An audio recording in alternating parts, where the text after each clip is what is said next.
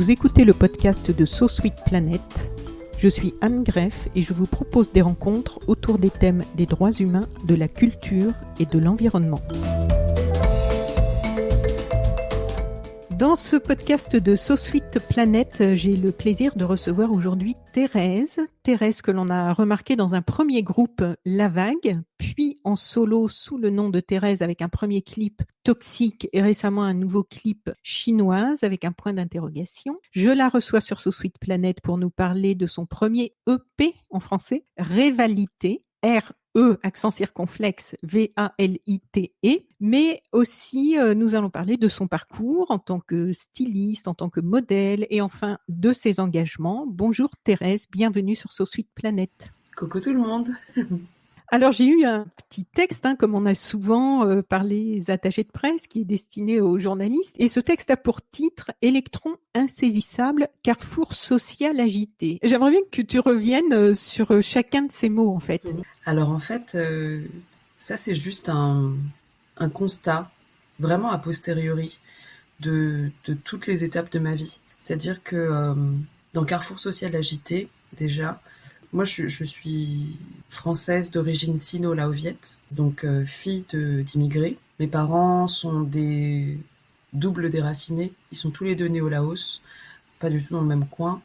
Ma mère est à moitié viette, moitié chinoise. Mon père est à moitié chinois, moitié laotien. Et à cause de la guerre du Vietnam, donc rien à voir avec le Laos, qui est tout de même le pays le plus bombardé au monde, ils ont dû fuir. Mon père dans un premier temps en Thaïlande, ma mère à Hong Kong.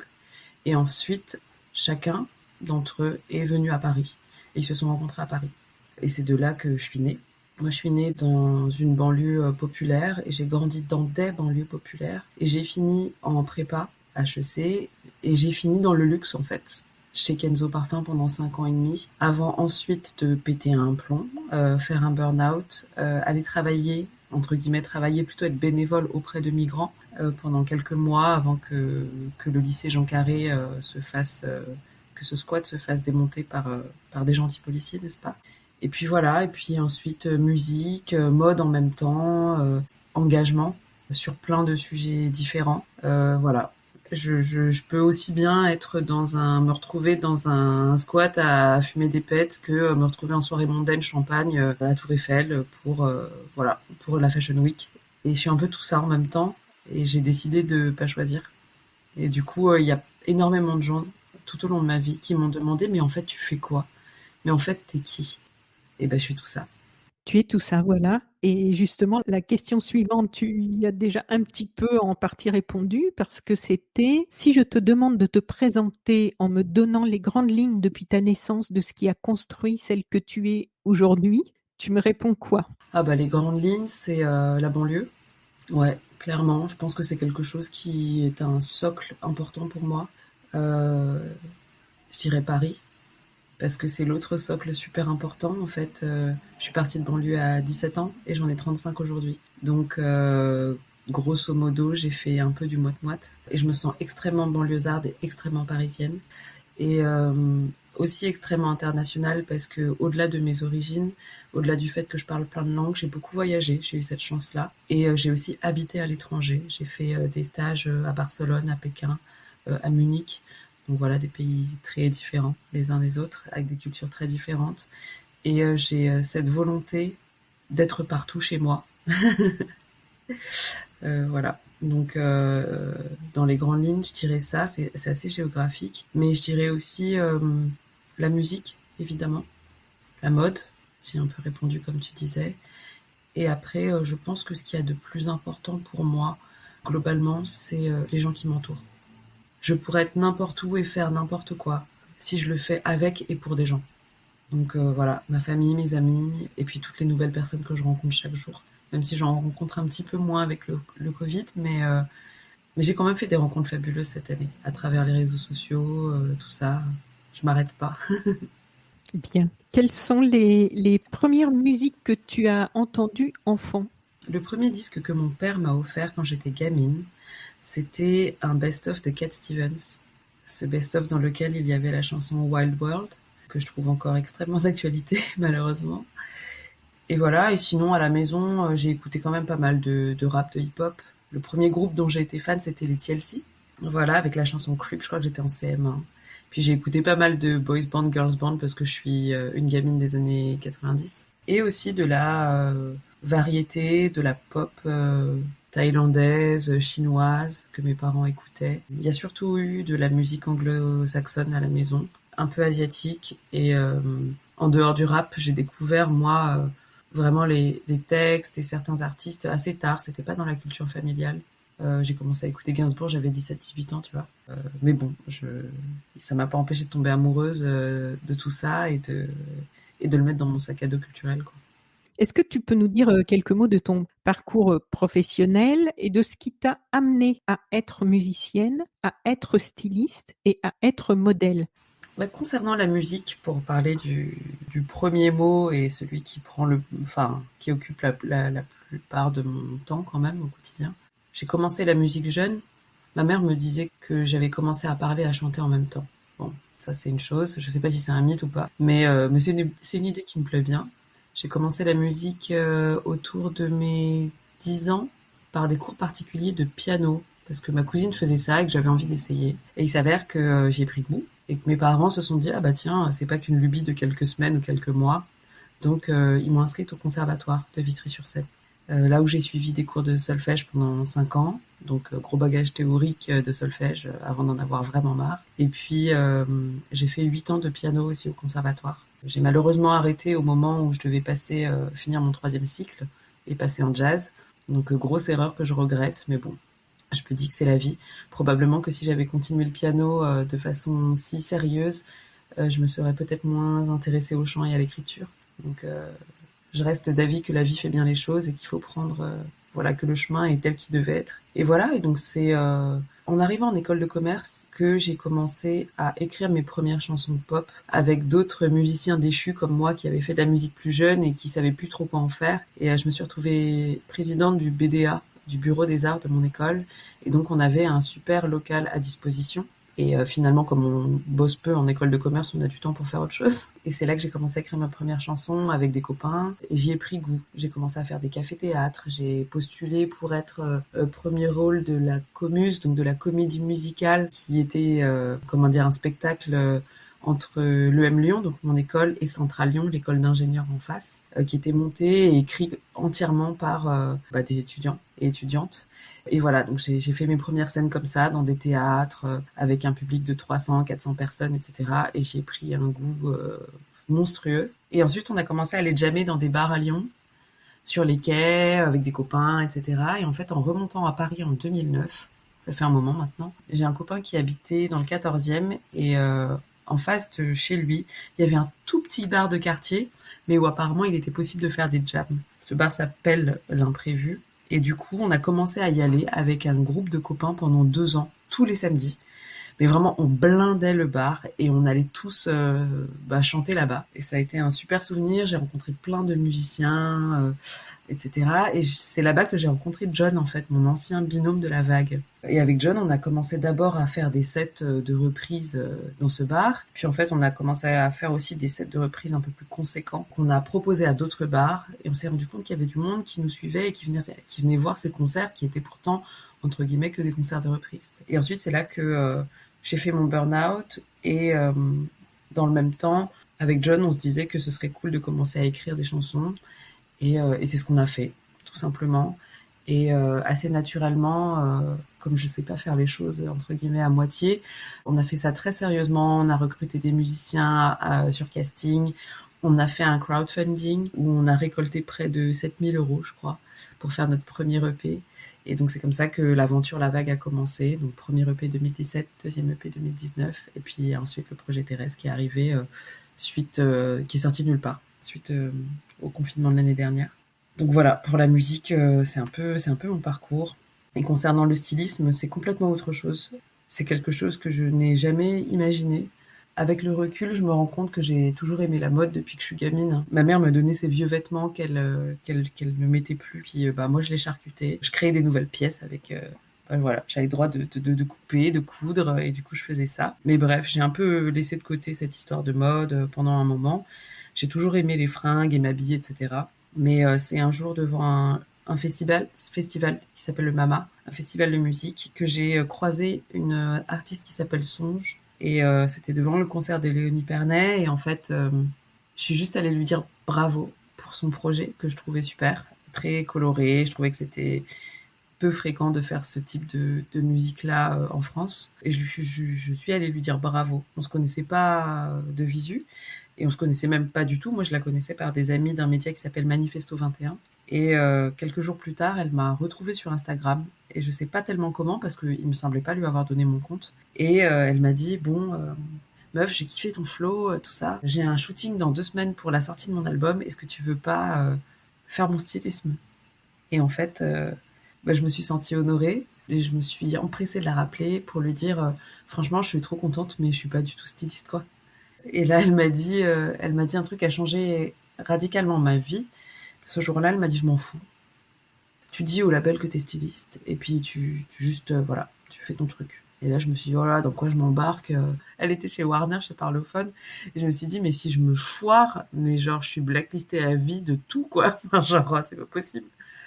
Donc j'ai bossé comme une dingue et le stylisme j'en avais jamais fait. Je me sentais pas légitime, j'avais fait aucune étude de tout ça et je me suis dit mais ils vont savoir que je suis un putain d'imposteur en fait. Enfin et cette expérience m'a vraiment appris un truc, c'est que il y a des choses qu'on sait et il y a des choses qui ne nécessitent pas des études pour les faire et que bah comme le disait une des chansons dont tu parlais tout à l'heure, Toxique, plus gros ennemi, c'est nous-mêmes, parce qu'on ne s'autorise pas à faire les choses. Et en fait, à partir de ce moment-là, de ce dossier-là, ça a roulé et j'ai eu tellement de demandes et je continue à en avoir encore beaucoup aujourd'hui d'artistes extrêmement différents qui me font confiance, etc. Aujourd'hui, ça sort même de la musique, ça commence à frôler la télé. Des projets plus éducatifs aussi. Je vais intervenir dans des écoles, Casa 93, qui est une super école de mode gratuite pour les enfants issus de milieux populaires. Tout comme des écoles comme Sub de Pub, tu vois, qui sont plus des écoles plutôt chères, etc., qui sont dans la pub. Mais en fait, ma position et je pense et mon parcours me permettent de balayer large. Et du coup, c'est trop chouette, quoi. J'adore. Puis tu me posais la question pour modèle. Ça, c'est venu totalement par hasard. C'est les gens qui m'ont demandé. Ça n'a jamais été un souhait de ma part. Je pense que la société a beaucoup évolué et qu'aujourd'hui, justement, on est moins dans cette recherche de femme à mensuration parfaite, parfaite toujours entre guillemets, mais qu'on cherche plutôt des gueules et puis des gens qui ont probablement des choses à dire parce que les marques aujourd'hui cherchent à véhiculer autre chose que simplement des produits, mais aussi des valeurs, etc. Et voilà, c'est un peu arrivé comme ça, quoi. Et alors, tu as déjà collaboré avec de nombreux musiciens, de nombreuses marques et des photographes aussi. L'image Oui. occupe donc une place assez importante dans ton parcours. On le voit aussi en te regardant, en regardant ton compte Instagram que j'ai remonté depuis le début du fil, qui est assez long. Donc t'as vu toutes mes errances capillaires. Oui, mais j'ai pas passé non plus, j'ai survolé parce Bien qu'il y a sûr. quand même beaucoup de posts si on prend vraiment Oui. depuis le début. Donc, ton compte Instagram, dans tes clips aussi, qu'est-ce que ça représente l'image pour toi aujourd'hui, là où tu en es? Pour moi, l'image, c'est avant tout quelque chose de... En fait, c'est un truc que j'adore. Je suis une grande fan de cinéma, de photos, de mode, comme je te disais tout à l'heure. J'ai toujours rêvé à travers ces images. Et j'ai beaucoup appris aussi à travers ces images. Après, moi, j'aime le beau dans sa globalité. Et j'ai la chance ou la particularité d'être synesthète. Et donc, en fait, j'ai tous mes sens qui communiquent en permanence. Donc, je vois des odeurs, je sens des images. Quand je vois des couleurs, ça me procure des goûts dans la bouche. Je sais pas, c'est comme ça que depuis que je suis petite, je pensais que Ah, tout le monde était comme ça. je connais pas cette particularité. Voilà, c'est un peu ça. Synesthète? Synesthète, ça s'appelle la synesthésie. Et en D'accord. fait, moi, je pensais que tout le monde était comme ça aussi. Apparemment, on l'est tous plus ou moins, évidemment. Mais chez moi, c'est très, très prononcé. Et du coup, cette particularité-là a fait que pour moi, de toute façon, la musique et l'image sont indissociables. La question ne se pose même pas, tu vois. Et même si je pouvais aller encore plus loin, je ferais, moi, des spectacles qui sont à la fois sonores et visuels, certes, mais aussi tactiles, donc Covid, super, olfactif, Covid, super, et voilà, enfin multisensoriel, en fait. Et voilà ce que ça représente pour moi, l'image. Et puis, dans un dernier temps, je pense aussi que l'image, pour moi, c'est quelque chose de thérapeutique. quelque chose de thérapeutique parce que comment dire, j'ai toujours grandi en ayant très très peu confiance en moi. C'est assez étrange parce que j'ai toujours été quelqu'un d'assez sûr de mes valeurs, de ma vision de la vie, etc. Mais très fragile sur le jugement des autres.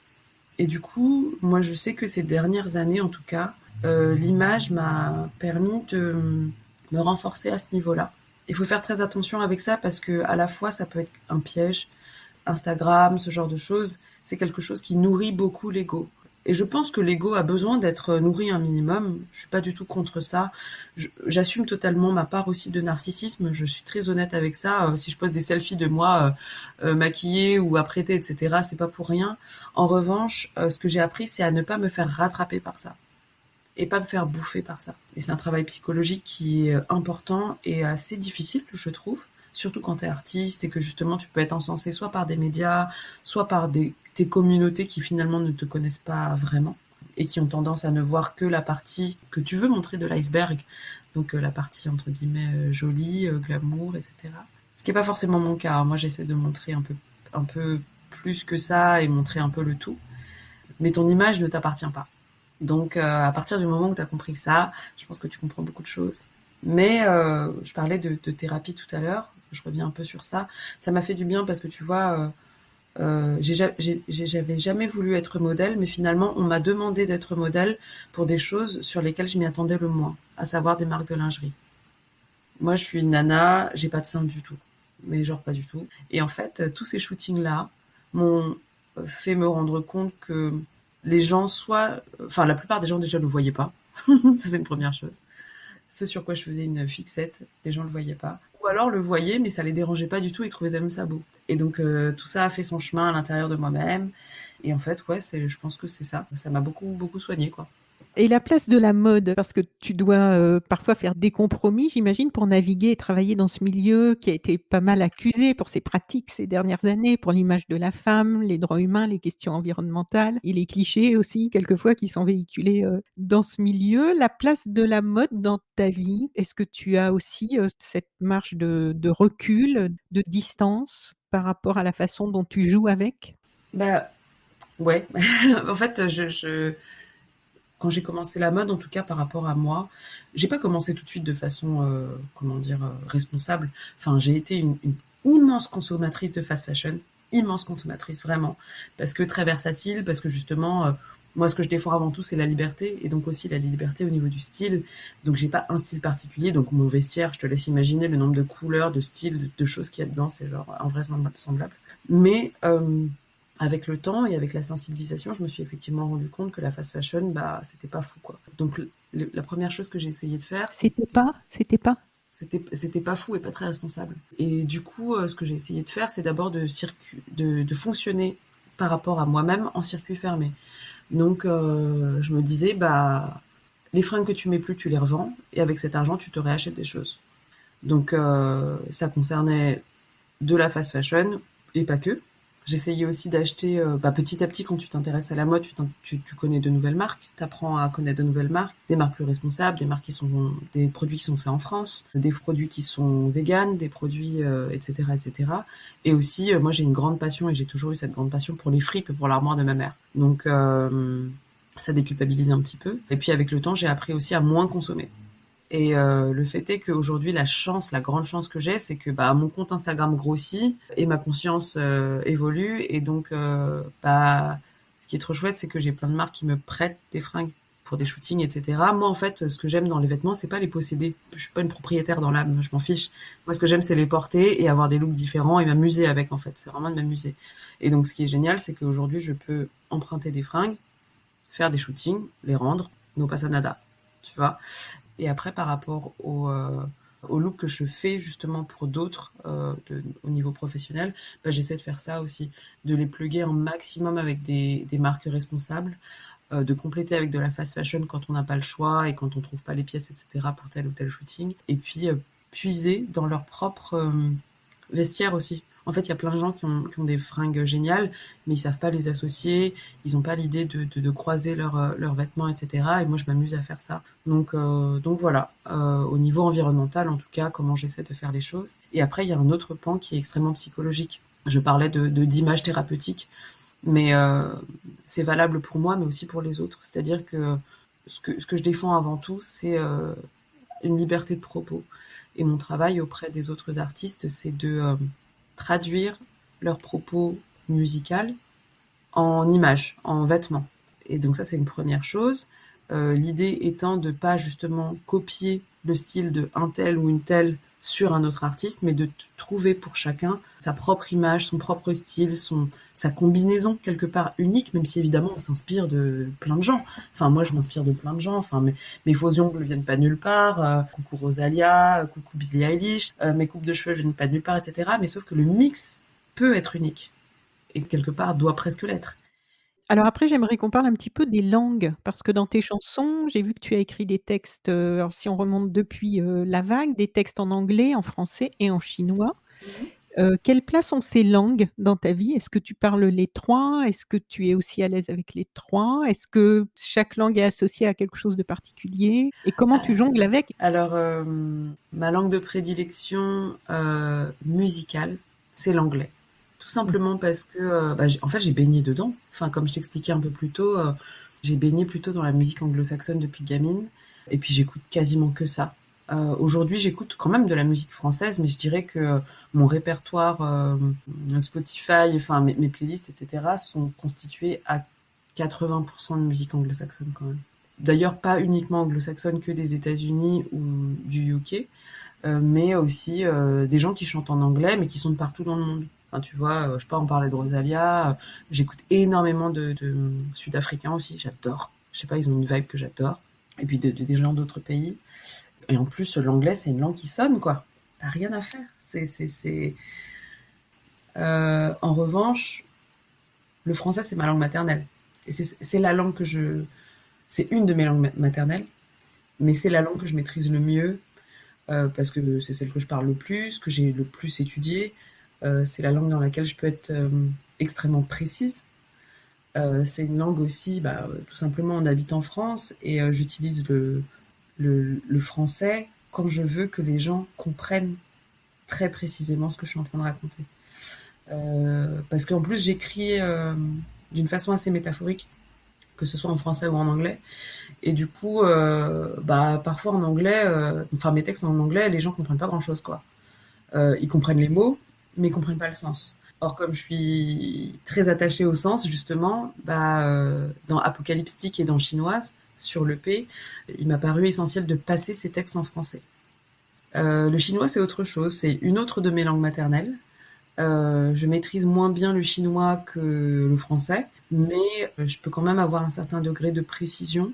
Et puis aussi, le chinois, en tout cas dans la musique, me sert surtout d'instrument musical.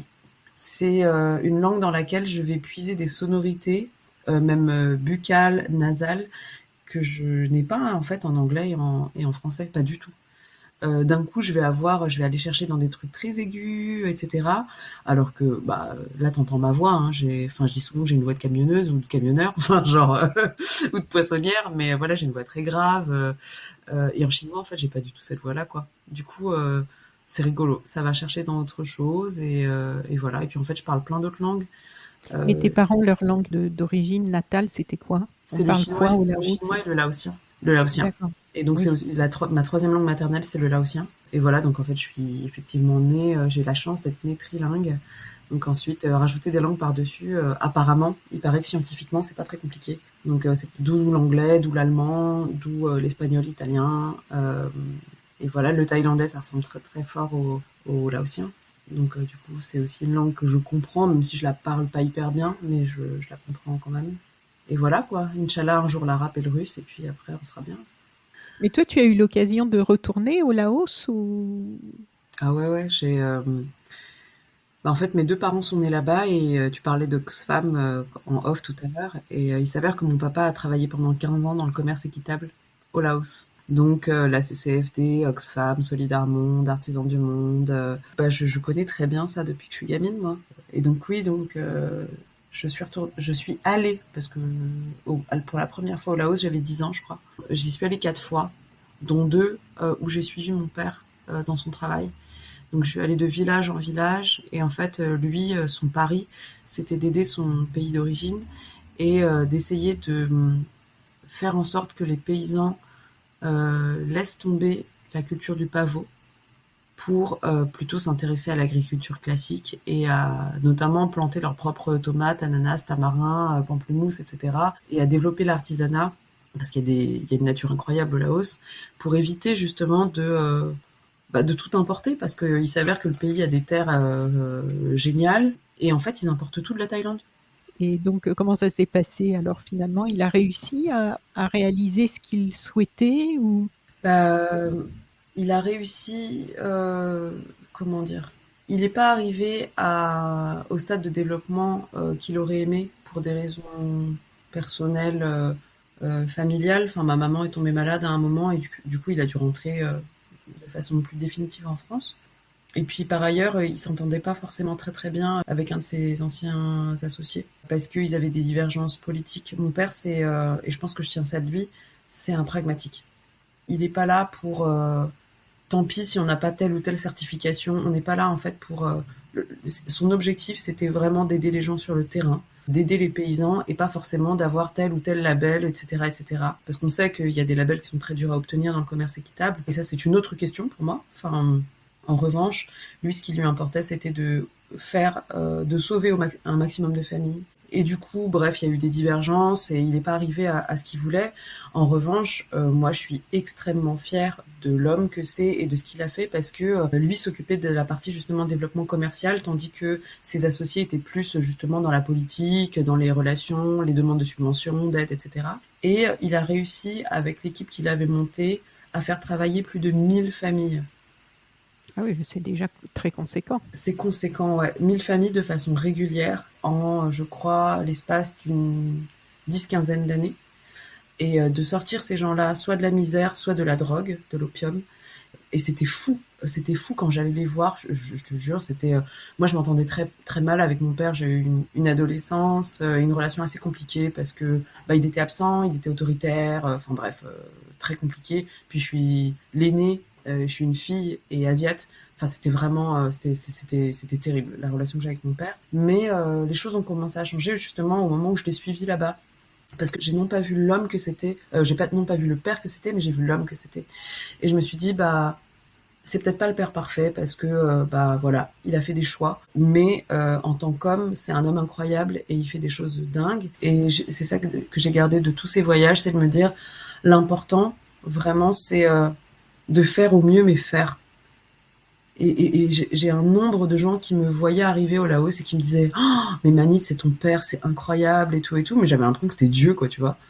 Alors que moi, quand il rentrait du Laos, tous les 2-3 mois qu'il arrivait à la maison, je le détestais. Je me dis il vient encore imposer son autorité de merde, tout ça. Et en fait, je me rendais pas compte à quel point c'était dur en fait ce qu'il faisait là-bas et à quel point c'était beau. Et voilà. Et je crois que ce côté à la fois très entrepreneur et en même temps très social, je le tiens de lui, ouais. Je le conscientise pas très souvent, mais en fait, je me rends compte que sur certains points, on se ressemble pas mal. Ça prend juste d'autres formes. Alors, tu l'as dit, tu as des origines asiatiques multiples, une moitié chinoise, un quart viet, un quart laotienne, et tu es née en France. Est-ce que ces cultures ont été présentes dans ton enfance, dans ta vie? Est-ce qu'elles t'ont enrichie? Oh que oui. Ouais. C'est déjà par la langue, on en a parlé un petit peu tout à l'heure. Je parle pas du tout viet, hein. Je sais que compter jusqu'à 10, c'est dire manger. Donc je peux survivre, mais bon, c'est pas le panacée non plus. Et ouais, évidemment qu'elles m'ont influencée, mais à la maison, mes parents sont pas religieux, mais on a une culture très orientale quand même, dans la bouffe, dans nos croyances. On a cette croyance justement, cette vision de la vie qui est très holistique. Les parents m'ont toujours fait comprendre qu'on appartenait à un tout, que ce soit à l'échelle humaine, mais au-delà de ça, à l'échelle du vivant. Et je crois que c'est une de mes grandes forces aujourd'hui et à la fois une de mes plus grandes douleurs, parce que du coup, j'ai jamais compris pourquoi il y avait un anthropocentrisme si fort en Occident et comment les gens pouvaient s'en foutre en fait de tout. Et enfin, moi vraiment, des fois, quand j'étais gamine, je pleurais parce que je voyais des papiers par terre, quoi. Je Oui, me tu avais disais, une mais conscience exceptionnellement très au-dessus de la moyenne ouais, c'est éveillée ça, c'est assez jeune, quoi. aux préoccupations écologiques. Ouais, ouais. Et pourtant, tu vois, mes parents, je pense qu'ils ne se sentent pas et ils ne se disent pas écolo. C'est vraiment un truc qui est ancré. Et Ouais. alors donc justement, de tout ce parcours-là où on en est, de ce que tu nous as raconté, qu'est-ce qui t'a amené à t'engager de façon large, puisqu'on va parler des différentes causes ensuite? Je crois que j'ai toujours été quelqu'un de sensible à Oui, l'autre. si tu pleurais pour les papiers sur Voilà, le ouais. trottoir, Ouais, c'est ça. Donc je pense que là on a voilà. compris, oui. Mais il y a une différence entre être sensible et touché par des choses et agir. Bah, en fait, c'est mon burn-out qui m'a réveillée. À l'époque, je travaillais donc pour une maison de luxe et j'ai pas fait de burn-out à cause de la charge de travail. J'ai fait un burn-out à cause de la. C'était une crise de sens en fait. Je me rendais compte que je me levais tous les matins, que à l'origine, ce que je voulais faire justement avant d'entrer en école de commerce, c'était de bosser dans le commerce équitable, et que je m'étais retrouvée à aller tous les jours donner ma force de travail, mon énergie, mes idées, mon cœur à Bernard Arnault, qui en avait strictement rien à foutre de moi, ni de la planète, ni de personne. Et en fait, ça m'a rendue folle de vraiment de me rendre compte de ça, parce que mon métier en soi m'intéressait vraiment. Enfin, j'étais pas du tout, j'étais pas du tout au bagne. Mon métier était hyper intéressant. C'était aussi créatif que, en fait, il y avait pas de routine. Il y a des jours où j'allais dans des usines, je travaillais avec des nez pour créer du parfum, je faisais des campagnes de pub. Après, j'analysais des tableaux Excel pour pouvoir, enfin, intellectuellement, c'était ultra stimulant. Humainement aussi, je rencontrais plein de gens, c'était génial. Mais juste, je me disais, mais pourquoi je fais ça, quoi? Et en fait, bah, c'est là que, quand je me suis cassée de chez Kenzo, bah, le premier truc que j'ai fait, c'est aller dans un camp de migrants, quoi. Enfin, le truc, la meuf complètement schizophrène, quoi. Et je me suis rendu compte, bah, pendant ces mois où j'étais au lycée Jean Carré, où je donnais des cours, où je faisais des collectes, j'avais même fait une descente où j'avais invité une trentaine, une quarantaine, je sais plus, de potes à venir avec moi, juste pour voir. Je leur ai dit, venez juste voir ce qui se passe à côté de chez vous, que vous voulez pas voir parce que vous mettez des œillères. C'est à côté de Pour chez les vous, là. emmener où? C'est Dans bah, le camp de migrants? dans le camp de migrants, ouais. Oui, d'accord. Et c'était un gros squat. Il y avait plus de 800 migrants dans ce lycée qui dormaient, et essentiellement des hommes. Et en fait, je me suis rendu compte quand même à travers tous ces longs mois que j'avais un cœur un peu trop mou pour faire ce genre de choses. C'est-à-dire que je l'ai fait avec conviction, mais avec très peu de plaisir, j'ai envie de dire. Bon, de toute façon, c'est pas drôle, hein. Mais je rentrais chez moi tous les soirs et je pleurais. Parce que c'était trop dur pour moi. C'était trop dur d'entendre des gens me dire... j'arrivais pas à me détacher, en fait, des histoires type... je sais pas, t'es en train de donner un cours de français, et puis au milieu de ça, t'as un gamin qui a genre 18 piges et qui te dit... qui se met à pleurer, qui dit je suis désolée, je pense à ma mère et à ma sœur qui se sont fait brûler la semaine dernière dans leur village. Moi je peux pas. Enfin je peux pas. Enfin vraiment c'était trop dur, quoi. J'arrivais pas à encaisser le truc, j'arrivais pas à garder une distance entre sa vie et la mienne. Et du coup, bah, quelque part, quand le lycée s'est fait, enfin le squat s'est fait démanteler, ça a été une grosse déchirure pour moi parce que bah c'était des gens que je voyais quasiment tous les jours. Et en même temps, ça a été un soulagement. Et ça m'a permis de me poser d'autres questions et de me dire, ok Thérèse, tu as envie de t'engager, de faire quelque chose de plus social, mais sous quelle forme? Parce que celle-ci ne t'est pas adaptée. Aider, c'est bien, mais il faut aider à la mesure de ce qu'on est et ce qu'on est capable de donner. Et ça, c'est hyper important, et de se poser cette question-là.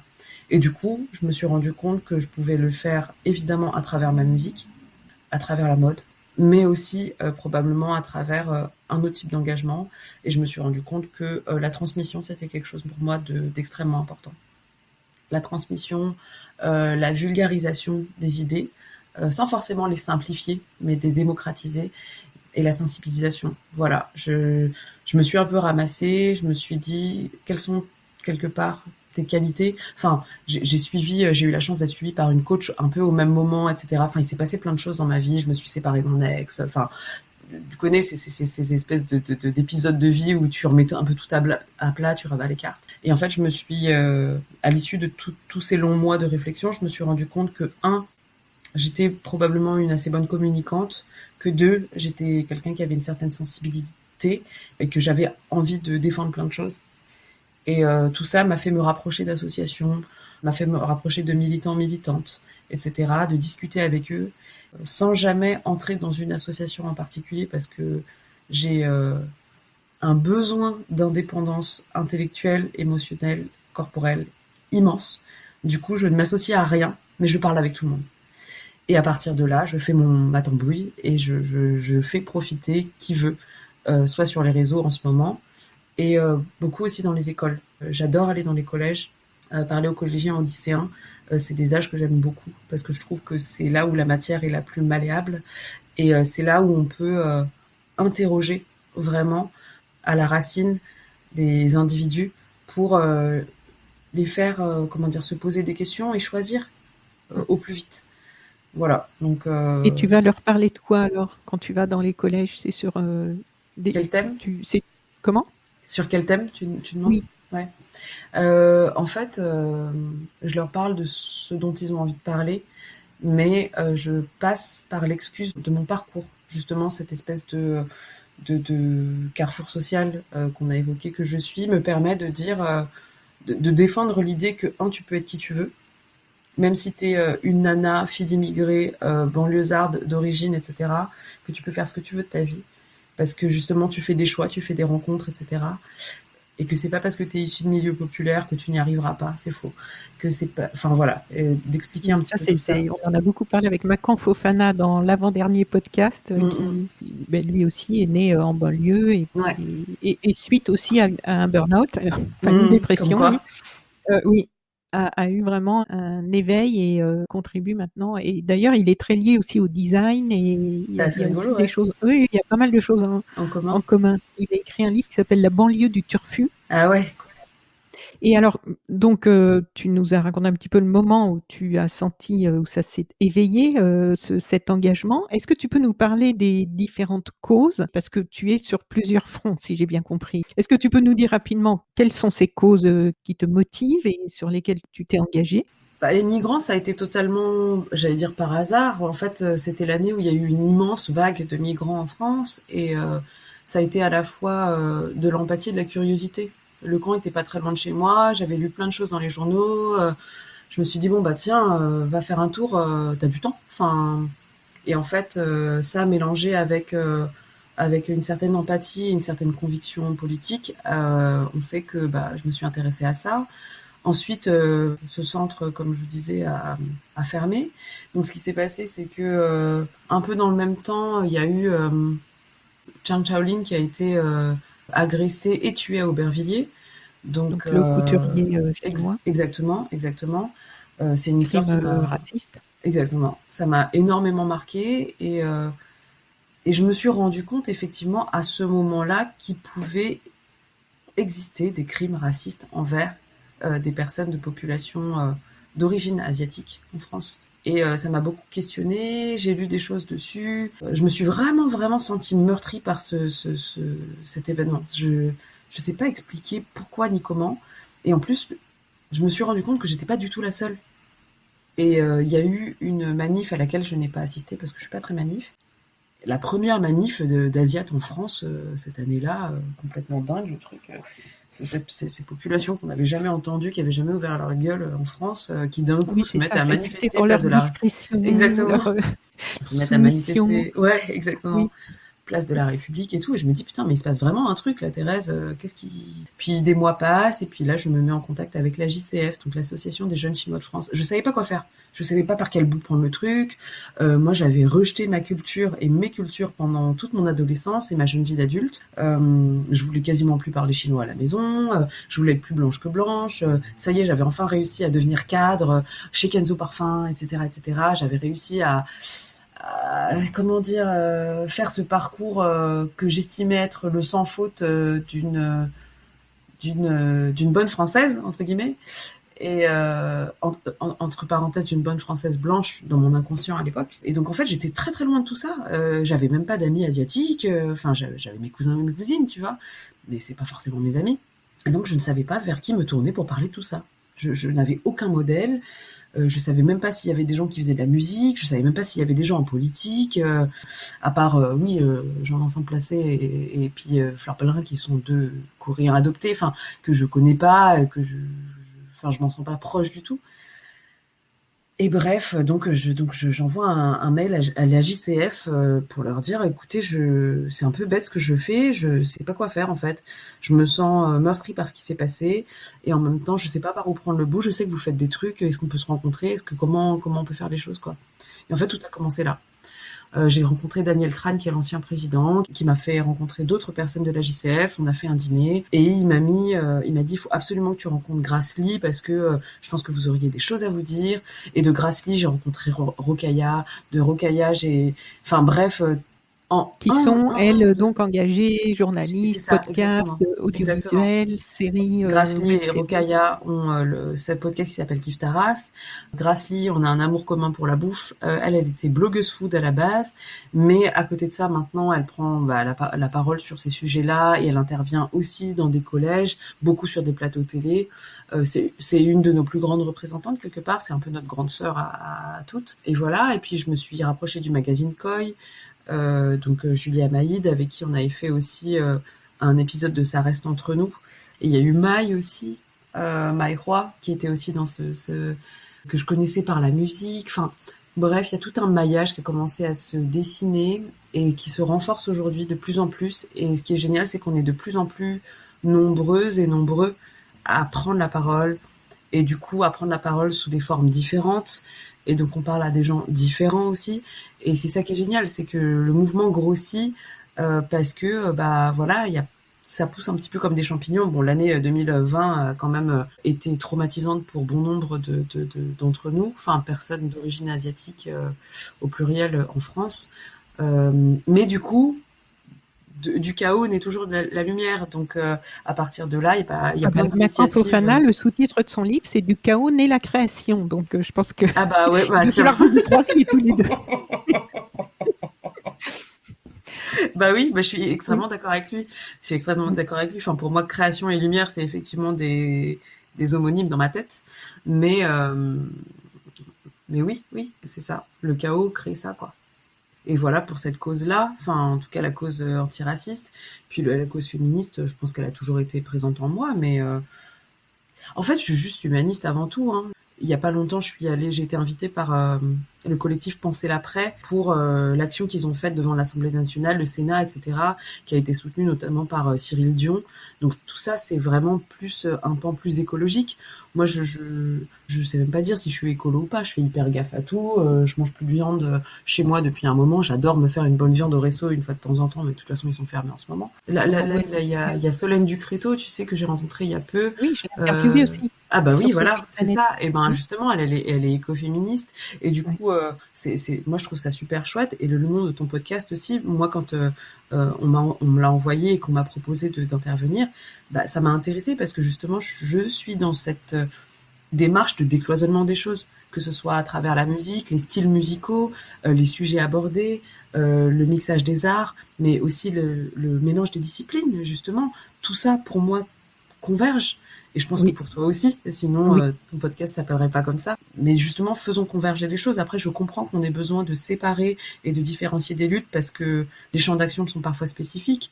Dans les causes d'engagement, j'ai lu, je ne sais pas si c'est juste, que tu t'étais engagée aussi par rapport à l'agent orange. Oui. Au Vietnam. Oui. C'est l'agent orange qui est venu vers moi et qui m'a demandé dans un premier temps de participer à une vidéo. Et il s'avère que je ne savais même pas ce que c'était. Le collectif en France ? Exactement. Ouais, le collectif Vietnam Dioxine. Et en fait, je savais même pas ce que c'était, quoi. J'en avais entendu parler vaguement dans les journaux, dans des documentaires. Enfin, j'avais entendu le nom. Mais je n'avais pas conscience que c'était un écocide aussi puissant et que c'était encore d'actualité. et que ça tue encore des gens aujourd'hui et que ça a handicapé des familles entières. Enfin, genre, c'est fou, quoi. Et du coup, ouais, je me suis intéressée à la cause.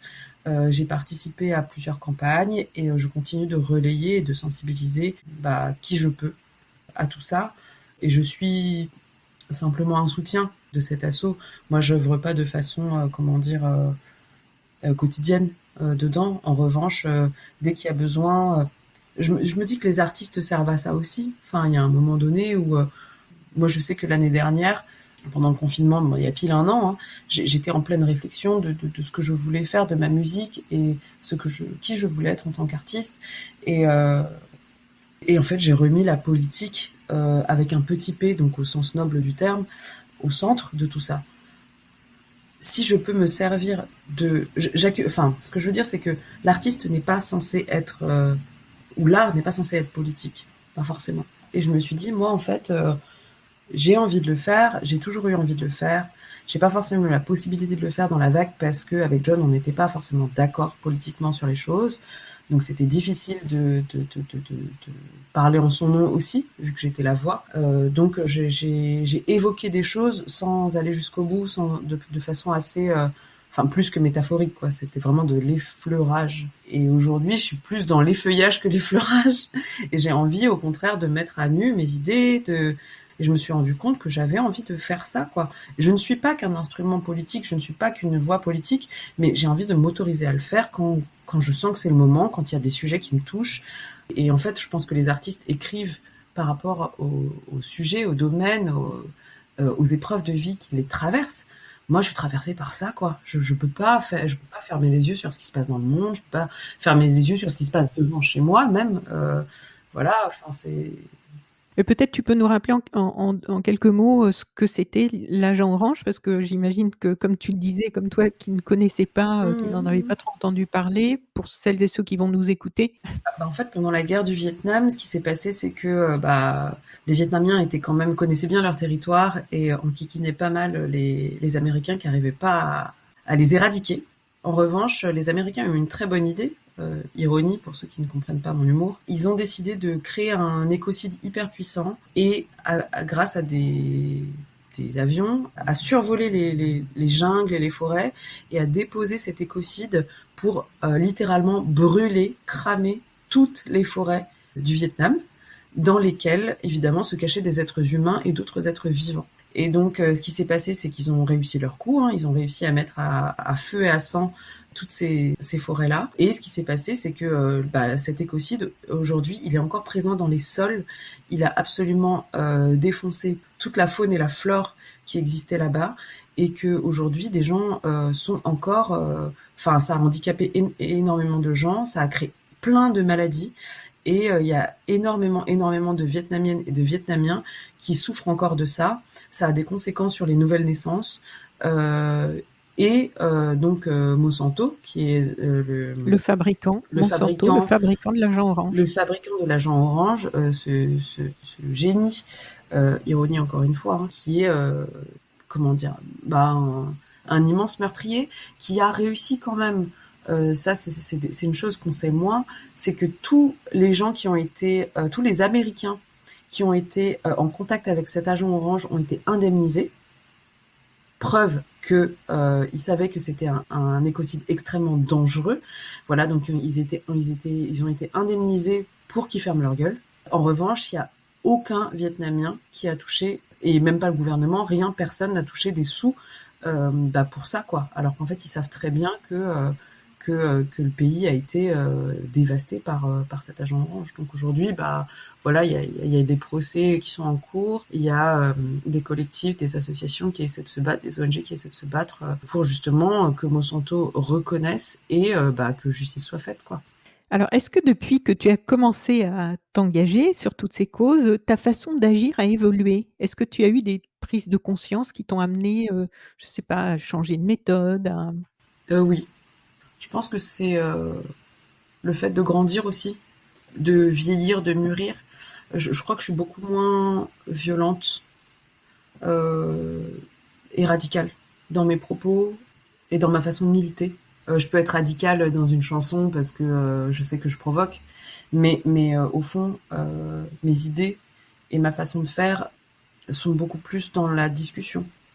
Ouais, carrément. Et puis après, j'ai le dialogue, j'ai changé des habitudes aussi, et puis je me suis sensibilisée à plein de causes. Enfin, tu vois, j'ai beau être et avoir toujours été quelqu'un de sensible, d'empathique, etc. Je faisais quand même des erreurs dont je me rendais pas compte. Enfin, typiquement par rapport à la grossophobie. Donc c'est quelque chose qui dans ma vie m'a moins touchée puisque bah j'ai le corps que j'ai, j'ai le voilà, j'ai le passif que j'ai, etc. Et je me rendais pas compte effectivement que dans mon langage courant, je passais mon temps à dire gros quelque chose. Et je disais que j'allais dormir comme une grosse ou des choses comme ça. Et un jour, j'ai une copine et qui me suit sur Insta, enfin qui est aujourd'hui une copine et que je connais, une artiste, qui m'a dit Thérèse, je t'adore, je te suis pour plein de choses, je trouve que t'as des valeurs géniales, je te trouve drôle, intelligente, sensible, blablabla. Mais parfois tu fais des choses qui me heurtent. Et typiquement quand tu dis ça, bah moi ça me blesse. Voilà, je te le dis, t'en fais ce que tu veux. Et bah depuis je fais super gaffe. Et effectivement j'en fais ce que je veux. Elle m'a pas du tout dit t'es qu'une sale conne, tu parles comme ci ou comme ça. Elle m'a dit sache que quand tu fais ça, ça me blesse. Moi j'ai pas envie de blesser les gens. Donc j'ai un vocabulaire relativement riche et je peux continuer à en créer un. D'ailleurs je crée des mots, n'est-ce pas, avec rivalité. Mais du coup, ce que j'essaie de faire, c'est de me poser la question, de me dire est-ce que ça vaut le coup, ça vaut pas le coup. Il y a des remarques qu'on va me faire que je vais pas prendre en compte parce que j'estime que j'ai pas envie, mais d'autres que je vais prendre en compte et voilà, et je fais gaffe quoi. Alors maintenant, on va parler, si tu veux bien, un peu de tes textes de chansons. Oui. Alors, on va commencer par chinoise. Donc, chinoise avec un point d'interrogation, hein. Sur Instagram, tu as précisé que c'est, je te cite, une track que j'ai écrite à moitié dans le métro il y a 2 ans en anglais, puis repassée en français l'été dernier pour décider de la sortir à un moment où mon cœur me criait de le faire, alors que ma tête trouvait des excuses. Est-ce que tu peux nous en dire un peu plus sur cette phase créative et ses réticences? Ouais, bah ouais. Mais en fait, je pense que j'avais juste très très peur de sortir cette chanson. Et c'est peut-être pour ça que je l'avais écrite en anglais au début. Quoique non, je pense que j'avais écrit ça en anglais tout simplement parce que j'écris en anglais assez naturellement. Mais quand j'ai décidé de la passer en français, sous les conseils de Adam Karpels, du coup, qui est mon co-compositeur et prod aussi sur le projet, et aussi d'Alex Monville, donc de La Couveuse, de mon label, j'ai trouvé que le texte était super percutant en français, beaucoup plus précis, etc. Mais du coup, j'avais hyper peur parce que j'avais peur de heurter la communauté et les communautés asiatiques de France. J'avais peur qu'ils se retrouvent pas dedans, j'avais peur qu'ils me prennent pour une nana qui s'octroie le droit de parler au nom de trois petits points. J'avais peur que les autres communautés comprennent pas et que jugent cette chanson de communautaire. J'avais peur de plein de trucs en fait. Et en même temps, j'avais cette espèce de conviction qu'il fallait que ça sorte parce que stop en fait. Et que j'avais fait déjà des plateaux télé pour parler de tout ça, que j'avais fait des posts, que j'avais essayé de sensibiliser mes potes, etc., etc. Mais il y a rien de plus fort, à mon sens, que le sport et la pop culture pour toucher des gens. Et du coup, je me suis dit, t'as fait tout ça, mais il faut que t'ailles plus loin et il faut que t'arrives à que t'aies le courage de finalement un jour porter tes ovaires et sortir ça dans ta musique, quoi. Parce que c'est ce que tu fais, c'est ce que tu veux, c'est de toucher un maximum de gens et de sensibiliser un maximum de gens à travers, sur des sujets un peu touchy à travers ta musique. Donc, c'est le moment, quoi. Et voilà. Alors, est-ce que tu peux nous expliquer un petit peu l'univers de ces 6 titres? De quoi parlent tes chansons?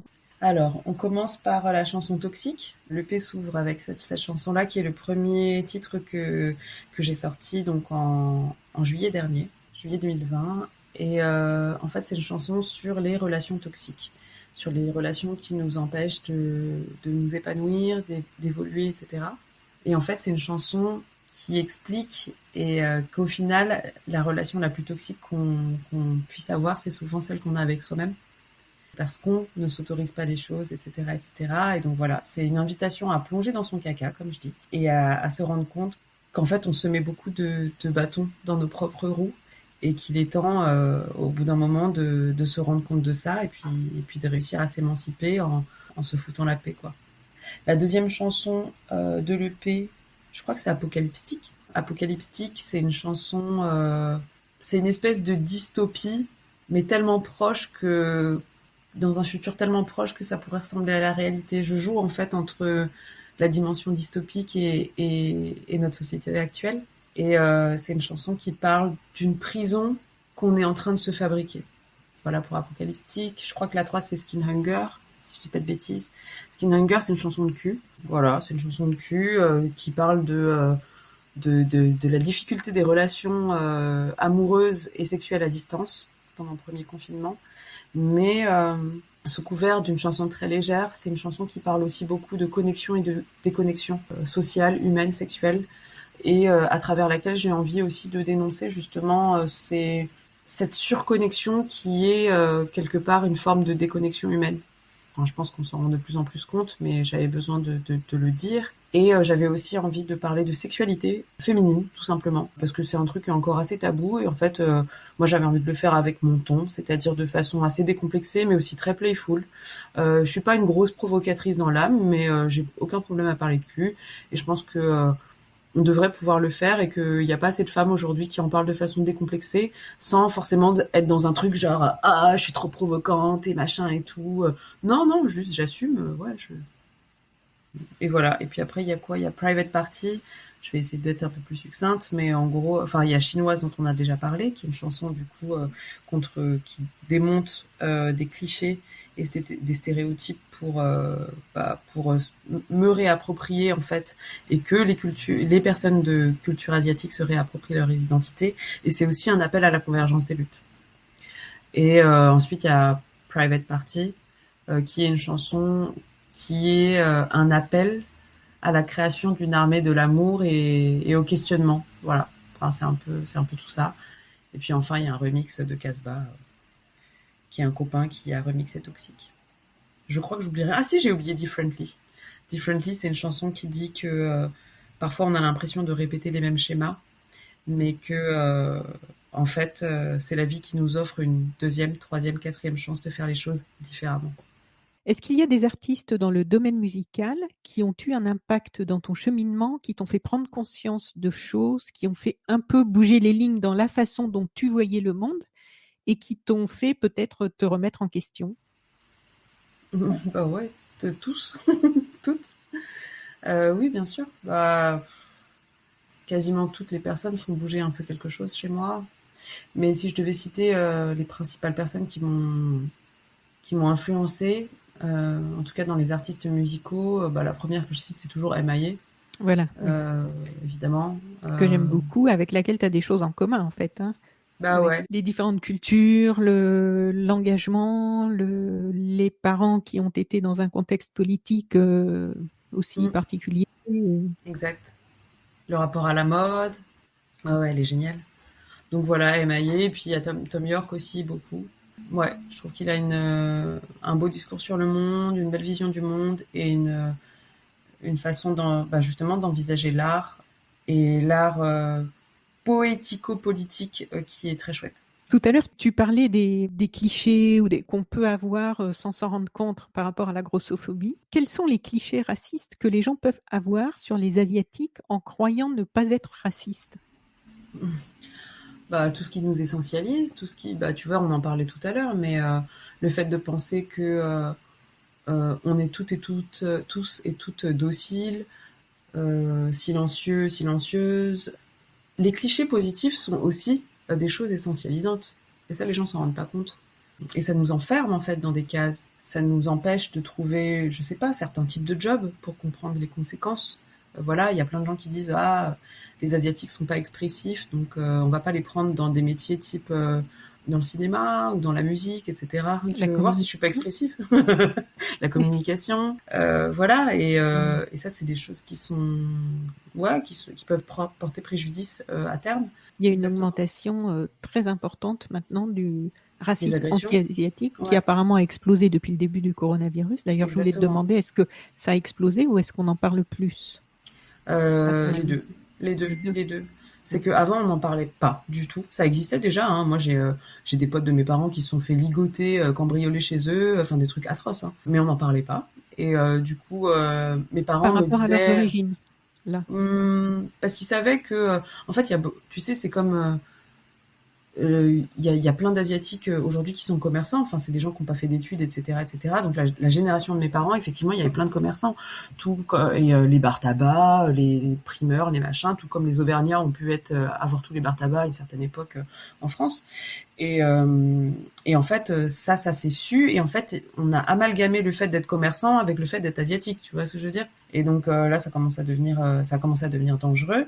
Et oui, c'était pour ces raisons-là. Et ils savaient très bien qu'ils allaient dans des banlieues où il y avait des concentrations de commerçants asiatiques et ils allaient cambrioler les baraques. Mais ça, personne disait rien. Les Asiatiques n'osaient pas porter plainte, donc ça c'est une première chose, parce qu'ils étaient pas nés ici, qu'ils parlaient pas bien la langue, et donc ils ne se servaient pas de la justice pour tout simplement se défendre. Et donc du coup ça c'était un cercle vicieux, ça a continué. Donc puisque les Asiates se défendent pas, on va continuer à leur taper dessus, évidemment, puisque on ne craint rien. Donc aujourd'hui, l'objectif, nous, de la seconde génération, c'est de dire, bah non, on est certes d'origine asiatique, mais on est avant tout français. Donc en fait, on va se servir des armes qui existent en France, à savoir la justice, à savoir tout le reste, les réseaux sociaux, etc., etc., pour se faire entendre, au même titre que tout le monde. Voilà, et des clichés, il y en a plein d'autres, hein. Mais moi, je m'attarde surtout sur ceux qui peuvent être dangereux et qui peuvent vraiment porter préjudice physiquement aux gens. Ça, je pense que c'est une priorité. Et puis évidemment, moi, en tant que femme asiatique, on n'a pas arrêté de m'appeler Katsuni, donc dans ma vie, femme que je respecte beaucoup, mais j'ai envie de dire, ne m'essentialise pas une actrice porno, en fait. Enfin, tout simplement, même si j'ai rien contre elle. Tu en parles aussi assez souvent. Les Asiatiques sont assez peu représentés dans le paysage médiatique français. Et ils ont le droit, eux aussi, en général, quand ils ont le droit d'apparaître, ils ont le droit aux gros clichés dans les films, les séries C'est télé. ça, le serveur qui a l'accent. On est en 2021, les gars, hein, Ben oui. ça reflète pas exactement la France d'aujourd'hui, quoi. Alors, des associations, des collectifs se sont formés récemment pour revendiquer une meilleure représentativité, une meilleure représentation des minorités, une meilleure Mhm. visibilité dans l'audiovisuel, dans le paysage Mhm. médiatique français. Est-ce que des représentants des communautés asiatiques y participent à ces collectifs, à ces associations? Oui, bien sûr, si, carrément, carrément. Bon, Ça, c'est chouette d'ailleurs. Là, aujourd'hui, j'ai l'impression que je me méfie des mouvements quand même qui sont à la mode. J'ai toujours été comme ça, je me méfie beaucoup de ça. Mais j'essaie quand même, en tant que pragmatique, d'y prendre ce qu'il y a à prendre. Et je vois aujourd'hui, effectivement, qu'il y a plein de collectifs qui se créent et qu'il y a une certaine solidarité que je trouve très belle qui se crée aussi entre les différentes communautés. Et typiquement entre les communautés, ouais, toutes les communautés en fait. Enfin, tu vois, le comte Sororasi, il parle des Asiatiques, mais des Asiatiques pas uniquement de l'Est et du Sud-Est, mais aussi du Sud. Et donc en fait, c'est des femmes dont on n'entend jamais parler. Enfin, autant les Asiatiques, je sais pas, Chinois, Japonais, Viet, Laotien, Thaïlandais, peu importe. Enfin, tout ce coin-là, oui. on en entend peu parler, mais on en entend parler quand même.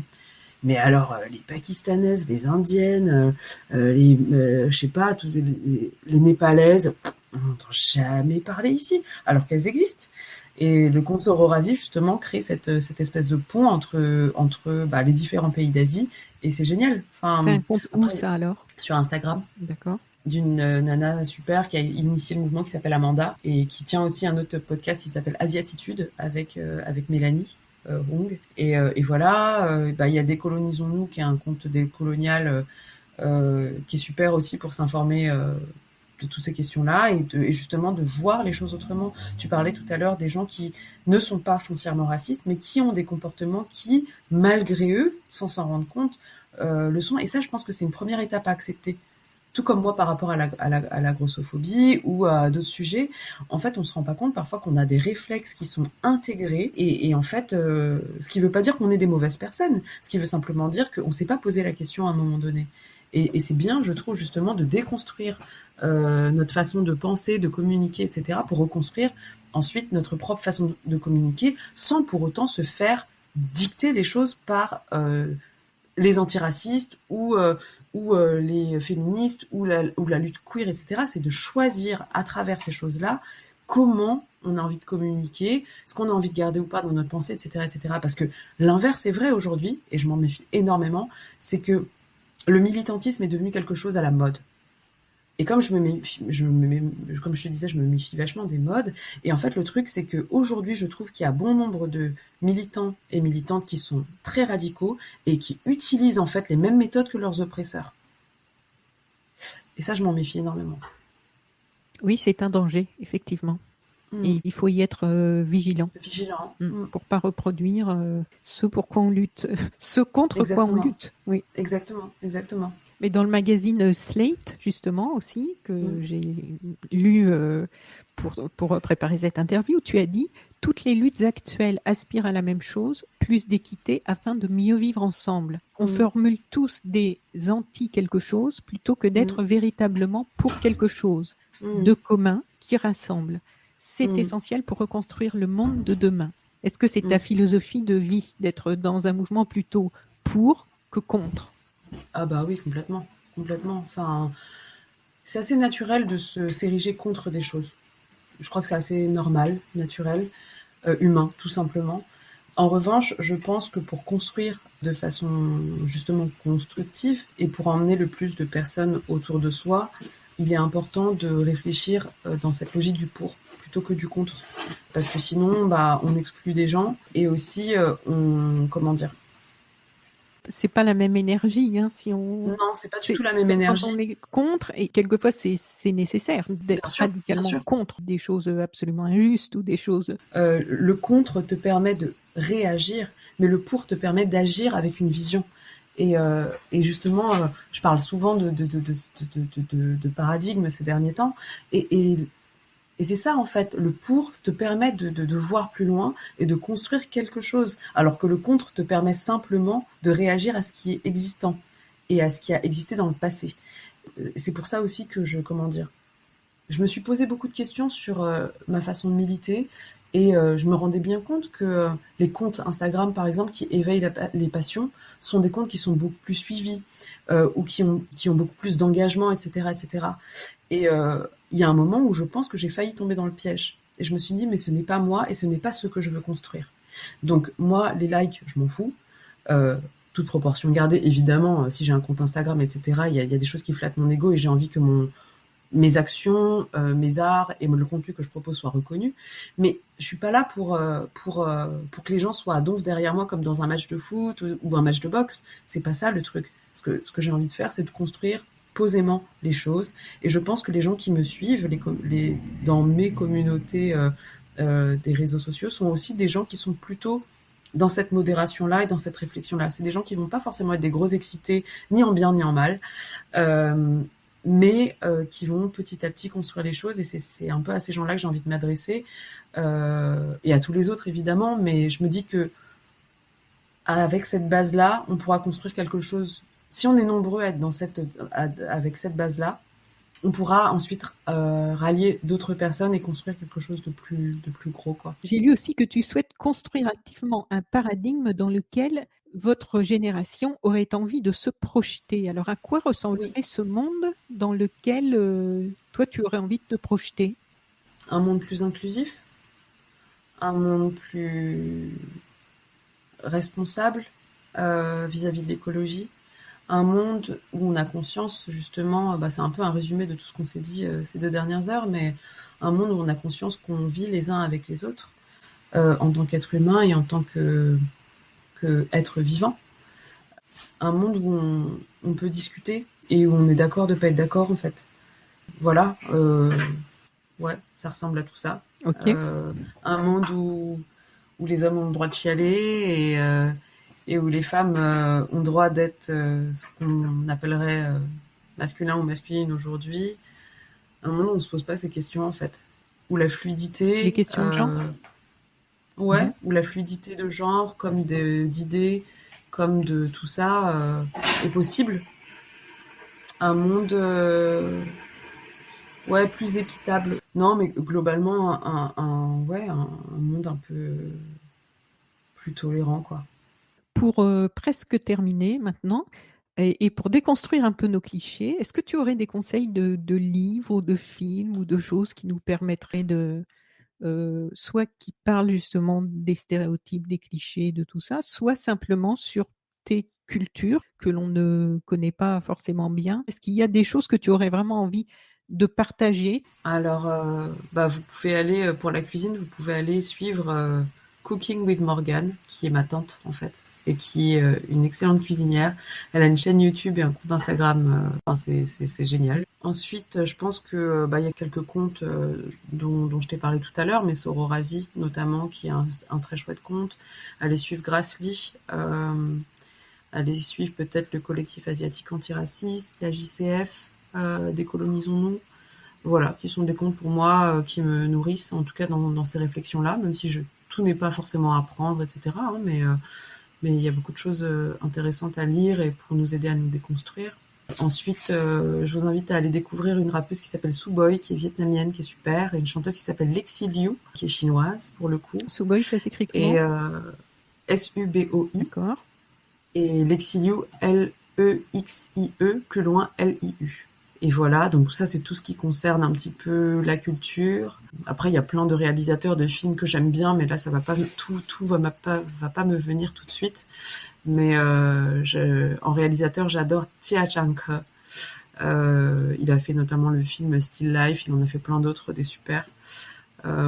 Koreeda aussi j'adore. Bon ça c'est plutôt du Japon, c'est pas ma culture à moi, mais c'est quand même asiatique. Et voilà, et sinon vraiment il y a un livre que j'aimerais conseiller aux gens. Qui n'a rien à voir avec tout ça, mais qui a été constitutif, moi, dans ma façon de procéder et de construire, de déconstruire et de construire mes croyances. C'est Dialectique du moi et de l'inconscient de Jung. Voilà, c'est mon bouquin de chevet. On peut puiser dans ce bouquin à l'infini, le lire, le relire, le relire, et ça a pas mal façonné ma vision du monde et ou confirmé. Enfin, je sais pas quelle est la poule et l'œuf. Est-ce que c'est parce que je me suis retrouvée dans Jung que j'aime son livre, ou c'est parce que j'aime son livre que j'ai forgé ma vision du monde comme ça. C'est un peu des deux, je pense. Et voilà.